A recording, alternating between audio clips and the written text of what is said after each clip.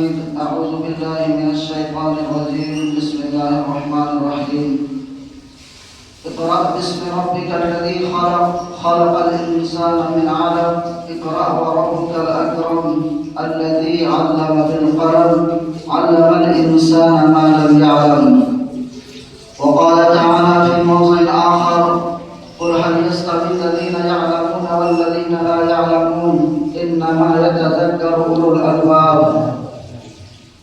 وقال النبي صلى الله عليه وسلم: طلب العلم فريضة على كل مسلم ومسلمة.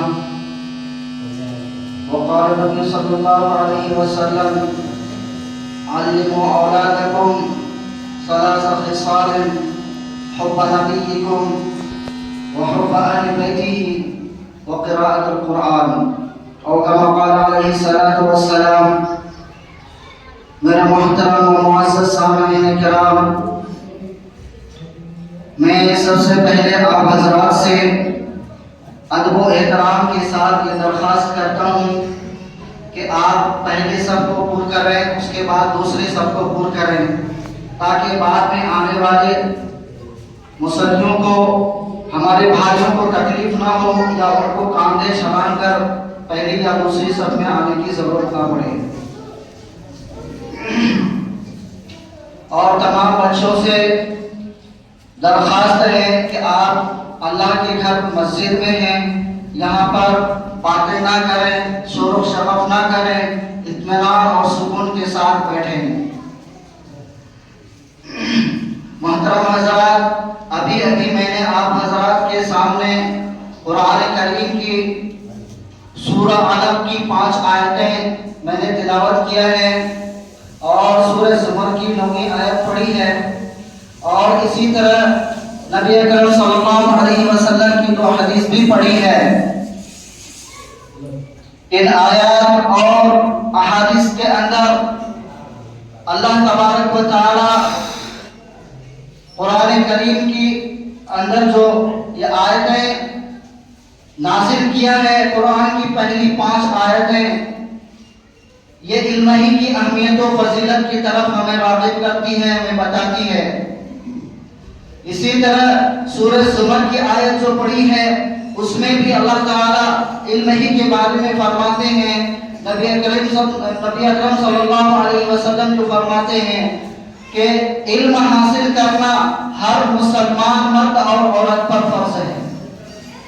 قرآن کریم کی یہ پہلی 5 آیت جو سب سے پہلے نازل ہوئی ہے، عرب کے بیابان مکہ کے ریگستان میں غار حرا کے اندر نبی اکرم صلی اللہ علیہ وسلم کے پاس حضرت جبرائیل علیہ السلام آتے ہیں، اور یہ وحی حضرت جبرائیل علیہ السلام نبی اکرم صلی اللہ علیہ وسلم کو پڑھنے بولتے ہیں: اقرأ باسم ربک الذی خلق، پڑھ اپنے اس رب کے نام سے جس نے تم کو پیدا کیا۔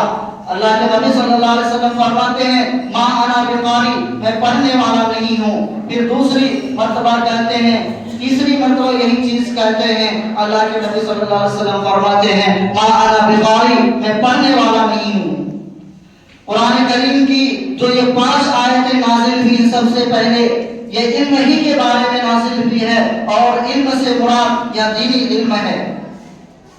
اور حدیث کے اندر اللہ کے نبی صلی اللہ علیہ وسلم نے جو فرمایا ہے کہ علم حاصل کرنا ہر مسلمان مرد اور عورت پر فرض ہے۔ اسی طرح دوسری حدیث میں اللہ کے نبی صلی اللہ علیہ وسلم نے فرمایا ہے کہ اپنی اولاد کے اندر 3 صفتیں پیدا کرو۔ علموا اولادکم ثلاث خصال، کہ اپنی اولاد کے اندر 3 خصلتیں پیدا کرو۔ حب نبیکم، اپنے نبی صلی اللہ علیہ وسلم کی محبت ان کے دلوں کے اندر پیدا کرو۔ وحب اہل بیت، اور اہل بیت کی محبت اپنے اولاد کے دل کے اندر پیدا کرو۔ اور جو سب سے قابل غور چیز ہے وہ یہ ہے کہ وہ قراءت القرآن اور قرآن کی تعلیم جو ہے ان کے دلوں کے اندر پیدا کرو، ان کو قرآن کی تعلیم دو۔ محترم بھائی اور دوستوں، قرآن کریم کا جو حصہ اور نبی اکرم صلی اللہ علیہ وسلم کی جو حدیث آپ حضرات کے سامنے پڑھی گئی ہے، اس سے میں آپ حضرات کے سامنے علم کی اہمیت و فضیلت اور موجودہ دور میں مدارس اور مکاتب کی ضرورت، اس کے بارے میں بیان کرنا چاہتا ہوں، یا یوں کہہ لیجیے کہ چھوٹے بچوں کے اندر دینی تعلیم و تربیت، اللہ کے احکام اور نبی کریم صلی اللہ علیہ وسلم کی سنت پر عمل، شریعت اور عقائد، آخرت اور اسی طرح اسلام پر کس طرح چلنا ہے، اللہ تعالیٰ نے ہمیں کس طرح دنیا میں چلنے کا حکم دیا ہے، یہ ساری چیزیں اپنے بچوں کے اندر کس طرح پیدا کی جائے، بچوں کو کس طرح سکھایا جائے، اور اس بارے میں ہماری کیا ذمہ داریاں بنتی ہیں، انہی چیزوں کے بارے میں آج حضرات کے سامنے میں کچھ باتیں عرض کرنا چاہتا ہوں۔ اللہ تبارک و تعالیٰ قرآن کریم کے اندر ارشاد فرماتے ہیں، یا ایھا الذین آمنوا قوا انفسکم واہلکم نارا، اے ایمان والو بچاؤ اپنے آپ کو، اپنے اہل و عیال کو جہنم کی اس آگ سے جس کا ایندھن انسان اور پتھر ہے۔ اللہ کے نبی صلی اللہ علیہ وسلم کی حدیث مبارکہ ہے، حدیث کے اندر اللہ کے نبی صلی اللہ علیہ وسلم فرماتے ہیں کہ اپنے بچوں کے اندر یہ دینی صفت پیدا کرو اور ان کو دینی تعلیم دو۔ اللہ کے نبی کی صلی اللہ علیہ وسلم کی حدیث میں یہ بھی ہے، اپنے آپ صلی اللہ علیہ وسلم نے والدین کو یہ مخاطب کر کے فرمایا ہے، کلکم راعٍ وکلکم مسئول عن رعیتہ، تم میں سے ہر شخص نگہبان ہے اور ان کی نگہبانی کے بارے میں کل قیامت کے دن پوچھا جائے گا، اور